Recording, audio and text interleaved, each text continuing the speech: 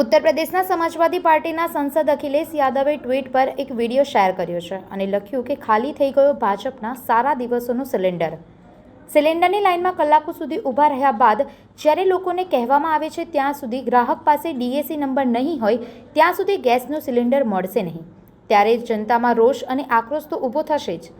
જનતા કહે છે કે જો ડીએસસી માટે ગેસ કંપનીઓનો સર્વર ડાઉન હોય તો અમે શું કરીએ? સર્વર ચલાવવાની જવાબદારી તો સરકારની છે. જૂની પાસબુક બતાવવાના બહાને સિલિન્ડર ન આપવાનું અમાનવીય છે, કારણ કે બાળકો અને વૃદ્ધો ઘરમાં ભૂખ્યા છે. આ બધો ખેલ કાળાબજારી કરનાર ભાજપના લોકો કરી રહ્યા છે. ક્યારેક ઓક્સિજનના સિલિન્ડર માટે જનતા ભટકતી હતી, હવે રસોઈના ગેસના સિલિન્ડર માટે ભટકી રહી છે. ભાજપે પરિવારોને ભૂખમરાના કાગાર પર લાવીને અનાજ છોડી દીધા છે.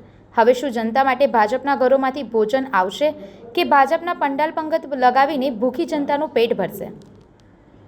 સંવાદદાતા સાથે અભિપ્રાય ન્યૂઝ, વડોદરા.